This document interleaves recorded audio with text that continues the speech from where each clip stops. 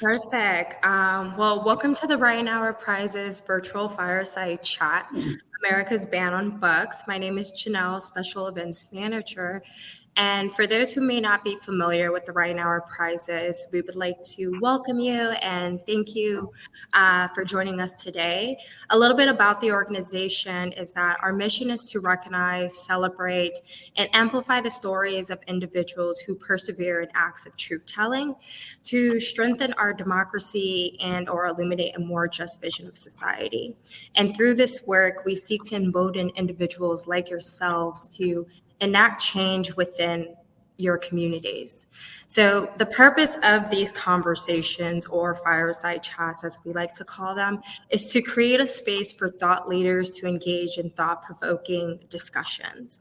Our namesake is Ron Reinauer, and the thing about Ron is that he always taught us that we must remain curious and willing to listen. Listen to those who have firsthand experience, listen to those who carry academic experience, and those that we may not even agree with. There's great power for social change when we listen to one another and create more spaces like this. And when you place these two components together, we end up being one step closer to a just vision of society. So, with that said, as for today, this room becomes an example of the future we want to create. And that is a world where creative literary expression is not suppressed because of those who refuse to bear witness to a community's truth. So with that said, allow me to introduce our panelists. We have Heather Ann Thompson, our 2017 Reinauer Book Prize recipient for her novel Blood in the Water, The Attica Uprising of 1971 and Its Legacy. In addition, we have Nadine Fareed Johnson, Washington Director for PEN America. And we welcome back our moderator, Jarvis Williams, from Open the Government as a policy analyst. The Reinauer Prizes is so grateful to have you all today, and we look forward to you all sharing your stories, your experiences, and expertise. Jarvis, you have the floor. Thank you so much, Janelle. Well, welcome, Heather and Nadine. It is such a pleasure to join in this conversation at such a challenging moment, right? With so much going on. And I want to first off say it's so much of an honor to be back on this platform, to have conversations, meaningful conversations, conversations that are hard to have, and that challenge you, that probe you, that make you upset, that make you go home and look in the mirror. But yet, I think these conversations make us better. And so I want to begin this way. Nadine, if you would, because your background really deals with this phenomena of book banning as a tactic of repression, right? And I think we want to stick with this theme of repression, censorship, and then the resistance that comes in the face of that kind of censorship. But if you would just kind of give us and introduce us to what's happening around book bans in the American context, and by all means other contexts as well, but just so that the listeners can start to get a sense of what are we talking about when we're saying book bans.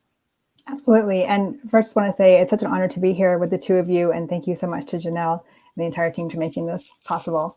I thought I'd give a quick update about what PEN America actually is and does. PEN America stands at the intersection of literature and human rights to protect free expression in the US and worldwide. We champion the freedom to write, recognizing the power of the word to transform the world. So with that, you can understand how we have been highly involved in what is truly an unprecedented era of book banning, seeing what's happening in our school libraries, in our public libraries, in our classrooms. And as you know, and we hear from Heather, as in our carceral system as well. So PEN America defines a school book ban as any action taken against a book based on its content and as a result of parent or community challenges, administrative decisions, or in response to direct or threatened action by lawmakers or other government officials that leads to a book that was previously accessible being either completely removed from availability or where access to that book is restricted or diminished.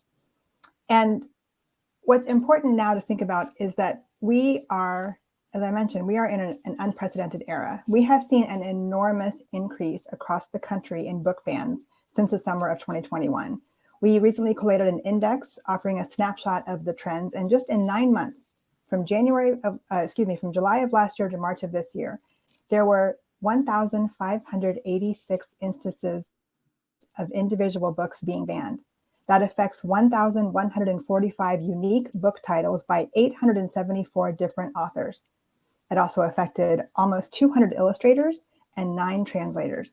So you're talking about over 1,000 people whose literary, scholarly, creative work has been banned from the hands of students. This is happening all across the country. We have seen bans occur in 86 different school districts across 26 different states, representing 2,899 schools with a combined enrollment of 2 million students. And I'm sharing these numbers not to kind of throw numbers at people, but I want people to understand the sheer madness of this, frankly. The scale of this is truly unprecedented. And what we're seeing here is an effort that is concerted, it is consistent, and it is incredibly harmful. Are there, have you run across like targeted types of subjects or targeted types of authors that you think that deserve to really be named? Obviously, everyone's being targeted in the sense that we're trying to control information, but are there particular egregious practices that are kind of showing up in certain patterns of race, gender, color, LGBTQ, sex education that might help us to think how this is kind of playing out in terms of subject matter? Yes, it's actually everything you just mentioned. It's race and racism in American history. It's LGBTQ plus identities, and it's sexual education in schools. Those are the 3 main areas that we're seeing targeted. Wow. So this idea of banning books. So Heather, it's very interesting. I spent years trying to figure out how to get people to read what I write. And now you're having to defend what you wrote because so many people want to read it. Maybe that's a good problem to have. I'm not sure. Can you say something about what has your experience been like, knowing that you produced work that you did as a public good, and then this response to your labor, the meticulous way that you did this kind of research, the interviews, that long, gruesome research process to produce a magnificent book is being responded to in this way? Can you kind of share some thoughts about what does that look like? What does that feel like? Well, as we've just heard, sadly, I'm in good company.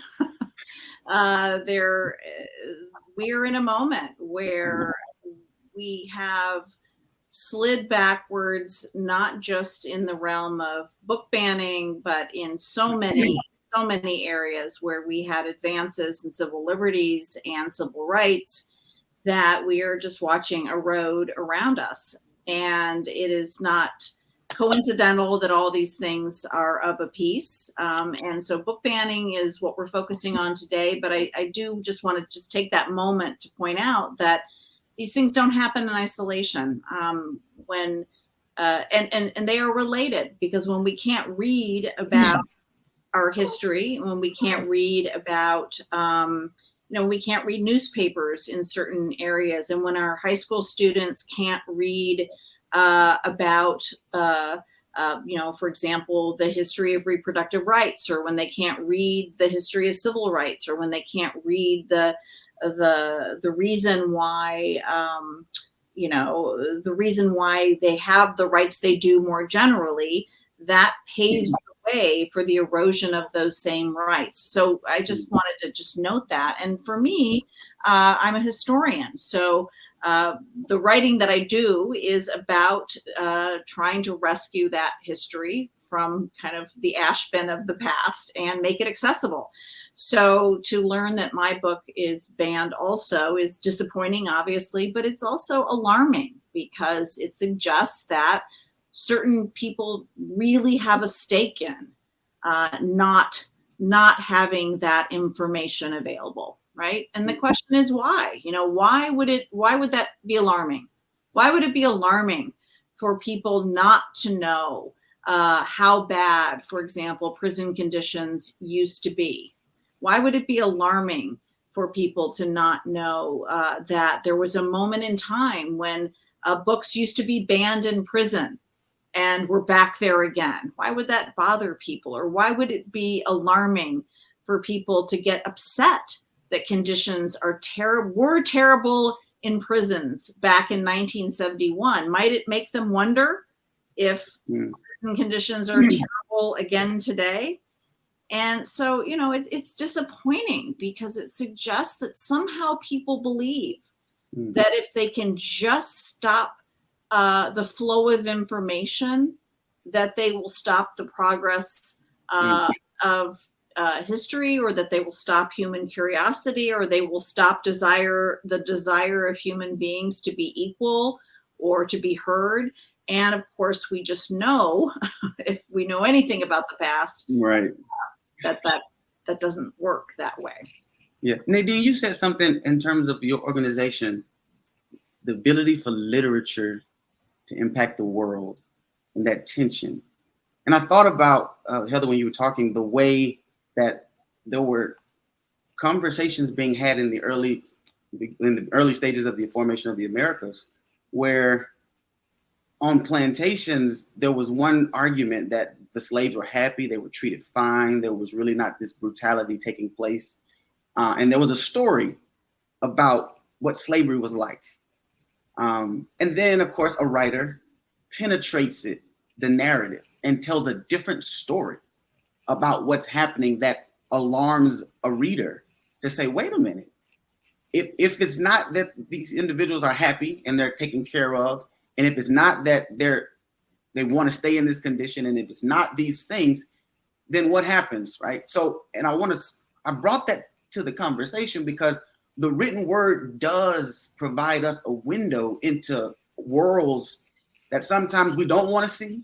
Sometimes we want to see, but don't want to see it the way that the writer helps us to see it. And then, of course, coming from people who have had a history of being enslaved, reading was against the law anyway, because the idea was if you ever gave them the opportunity to read, it's going to be very difficult for their agency to stay the same. So there are histories and stories of when people wake up in terms of consciously, when they learn things, when they hear things, they want to do better. So how comfortable, or what is it like to say, okay, there is some truth that censorship challenges us. It makes us nervous. What ideas should we say? What shouldn't we say?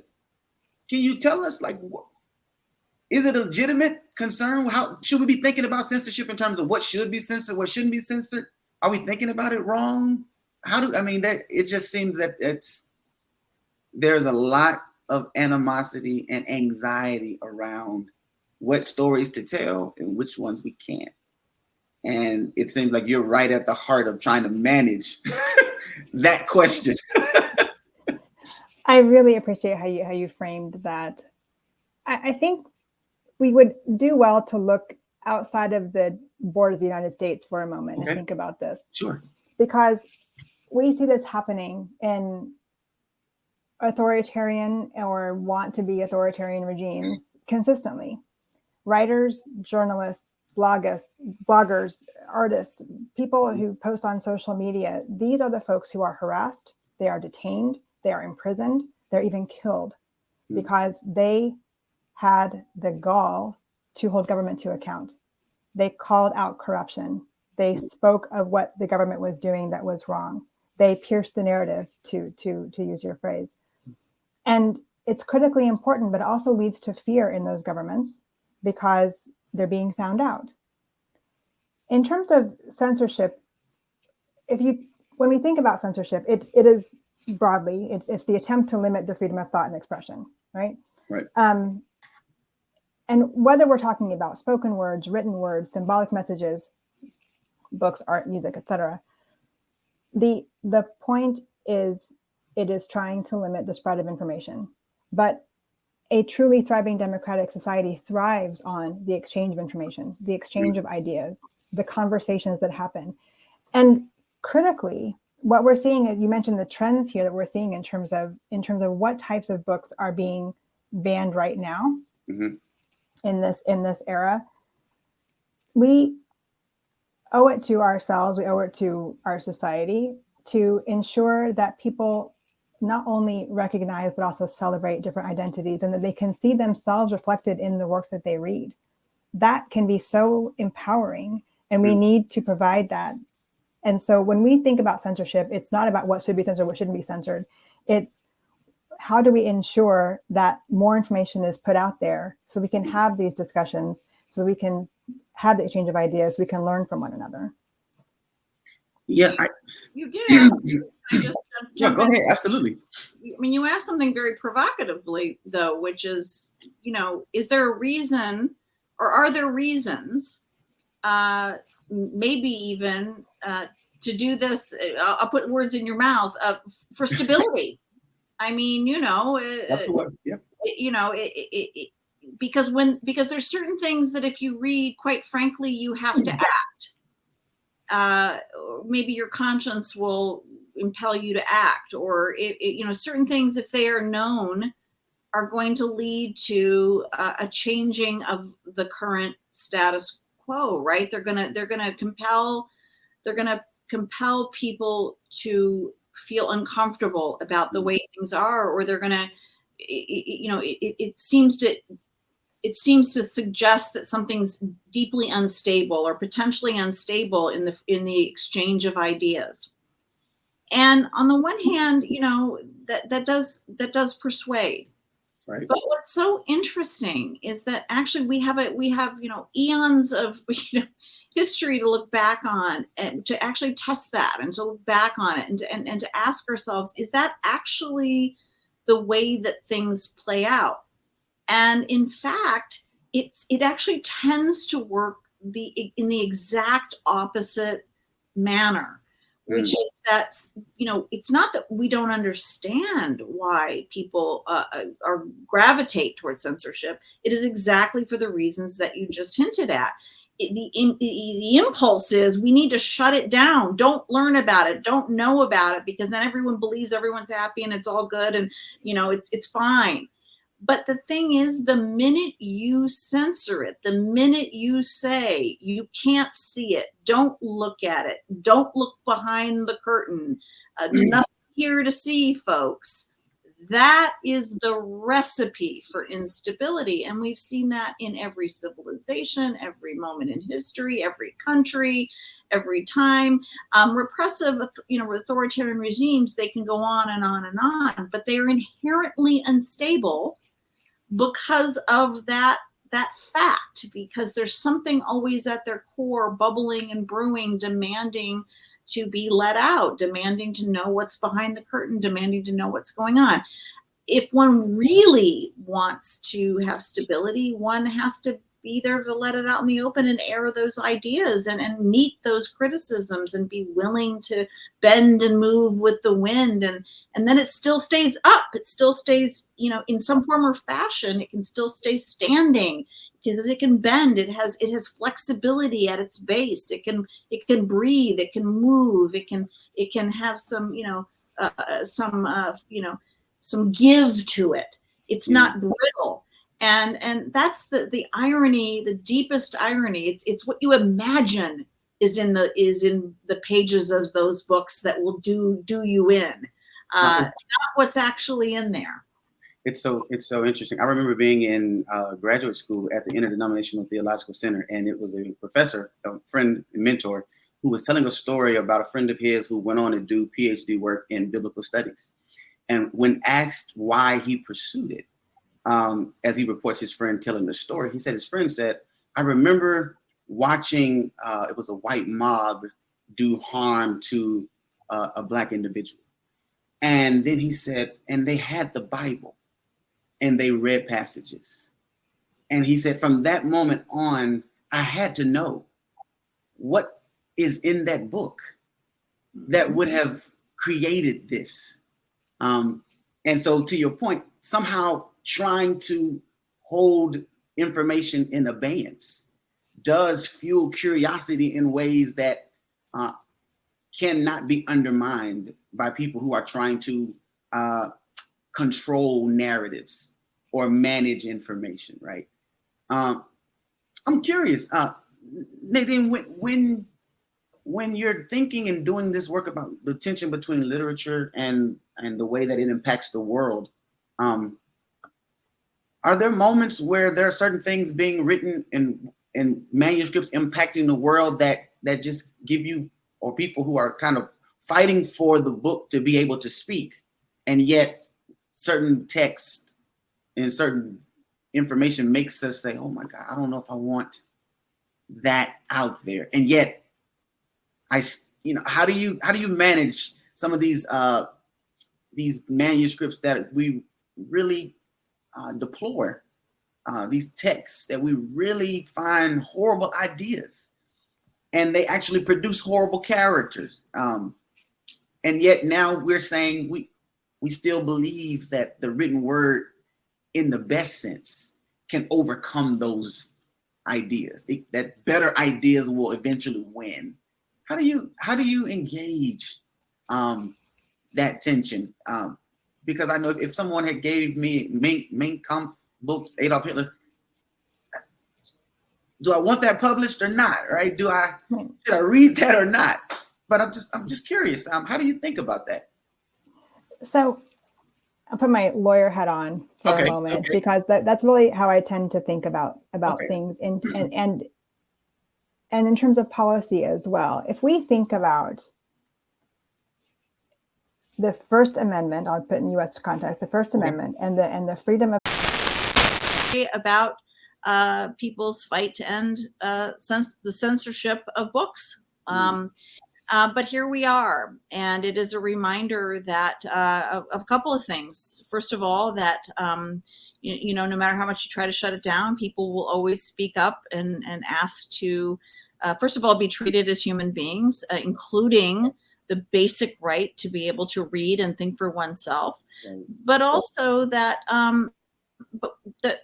just because you have a right to do something, that right is always going to be precious and one that you can't take for granted, and that you have to always keep an eye on and hold dear, including things that seem quite basic, like the right to be able to open a book and be able to read it. Things that I'm sure I can sort of never occurred to me when I was in the 10th grade, that I could go to my local library and check out what I wanted to, or go to my local Barnes and Noble and buy a book if it seemed interesting to me. Never occurred to me when I had my first, when I had my children, that there would become a time when the curriculum would tell me what they could and they could not study in social studies. Never occurred to me that the word slavery would be controversial to teach them, but now if I chose to move to a state like Texas, that would be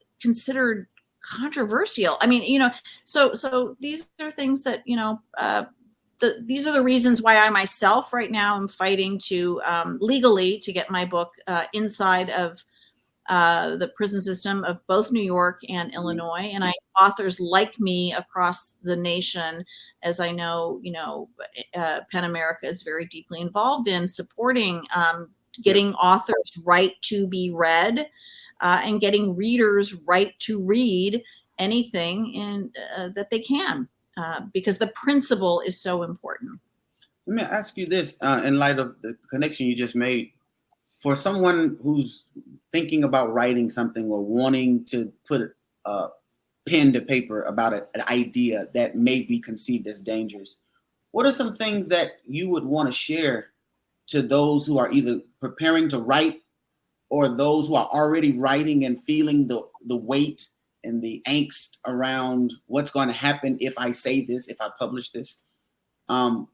Because obviously, as you have begin to put this story together, people started to recognize you were doing this work, and people know you're talking. And I can only imagine that there were people who tried to indicate to you that they were not pleased with the type of story and the type of work and the research you were doing. How do you help us, as those who are benefiting from your effort, to make sure we provide the resources financially, emotionally, institutionally for the next generation of writers who are trying to tell us new truths that we have not yet heard?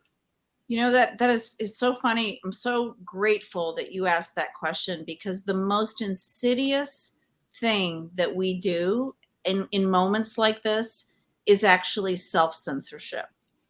We get in a moment like this when we are aware that something might be banned, or that we are in a moment of book banning, or we are in a moment when something might not be possible to get it published, or it might not be possible for someone to read what we would like them to read, or to say something that we would like to say. And slowly and insidiously, we edit ourselves, and we don't publish it, and we don't say it, and we don't say on Twitter, or we don't write, we don't teach a course that we otherwise would have taught. I mean, I'm a professor, so that's the way I think. Or we don't. And is it risky? Of course. Is it costly? Of course. Is it potentially dangerous? Of course.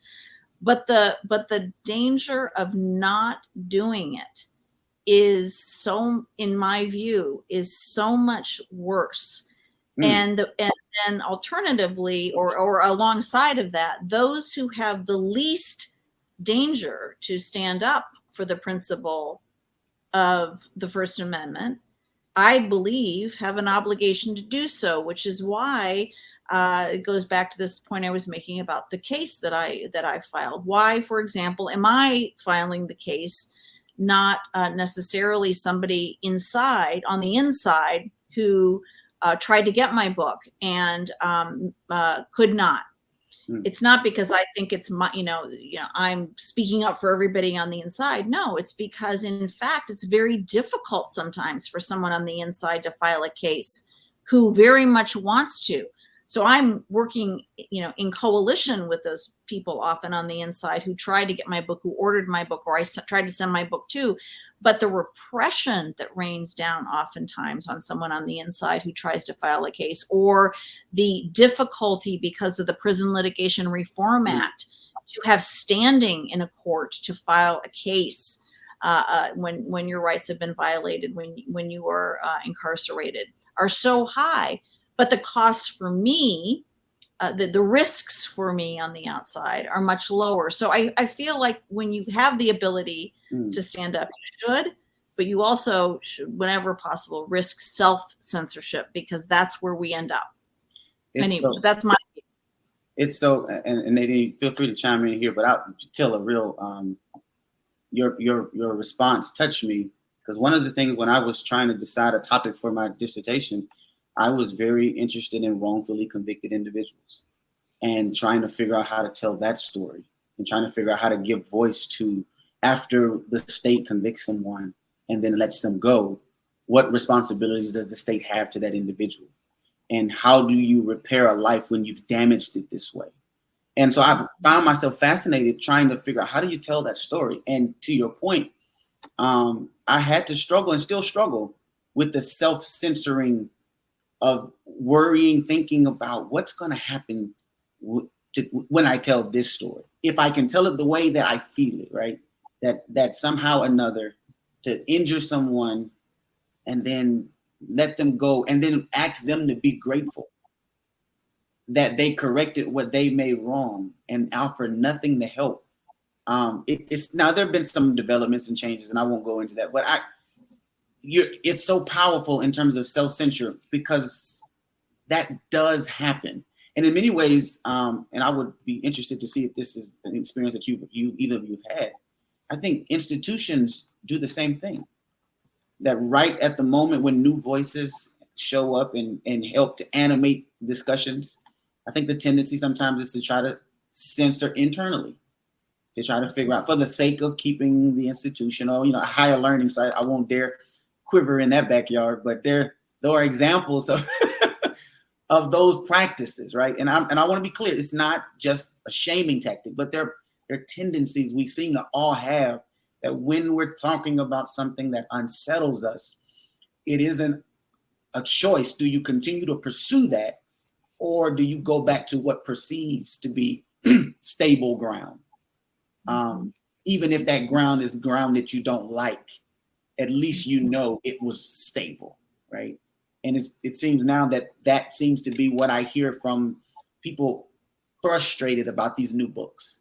That I mean, so I'm nervous about what the stability will look like if these books, these reflections enter into it. Because if I read your report right, it's really trying to figure out how to monitor what's happening with young readers more so than is that accurate? Yes, our focus has been in this particular report. We're focusing on the K through 12. Mm-hmm. Yeah, so that somehow none of these ideas will shape characters that we're not sure what to do with them is something worth thinking about. And make no mistake about it. Just because we ban something, like one book, doesn't mean that we are stopping the flow of information from somewhere else. When we stop certain books from being published, it isn't as if a whole host of sources of information are not still coming at these children from other interested parties. So it really is at some level, an information war at some level. And that's why it's so alarming. When you're calling for censorship, you really are calling for one source of information over another source of information. When you're calling for an end to censorship, you are willingly calling for all forms of information to come out.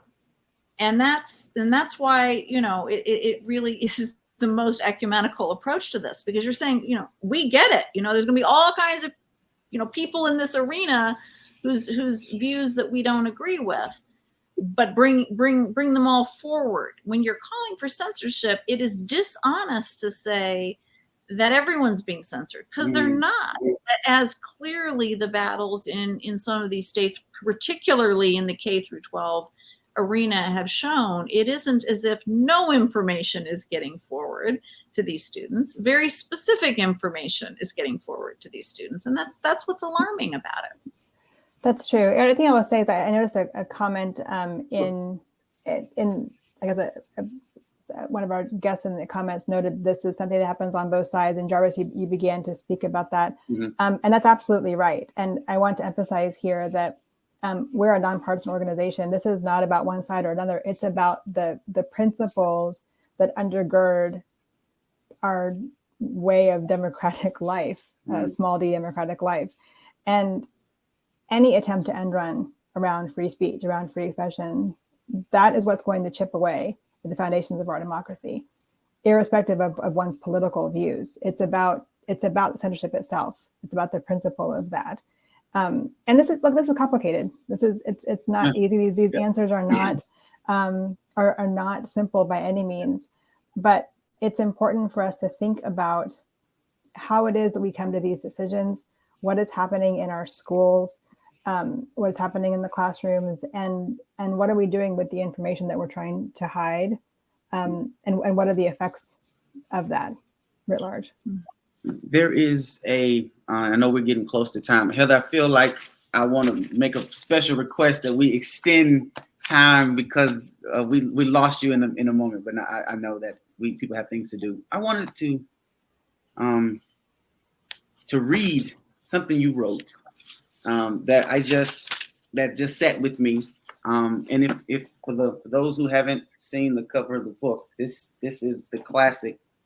But you say something as they're getting ready to go, as the state is getting ready to go into the prison, and you reflect a statement that by one of the persons that you communicated with, and they say this: if there are any lives lost in here, and if a massacre takes place, in the final analysis, the world will know that the animals were not in here, but outside running the system and the government.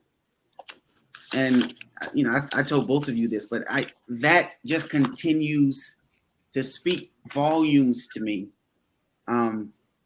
because while we're thinking about book bans, and while we're trying to find information, and while we're pushing against, the thing that you really highlighted in the book is that when they were trying to figure out what happened at Attica, the prisoners were still being abused.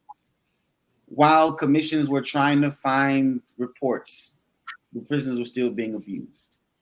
And so I wanted to kind of leave this conversation with this, while we're working hard to make sure that information is out there, the consequences of the information not being out there are still happening. There are people still going to be discriminating against. There are people because of their sexual identity, because of their gender.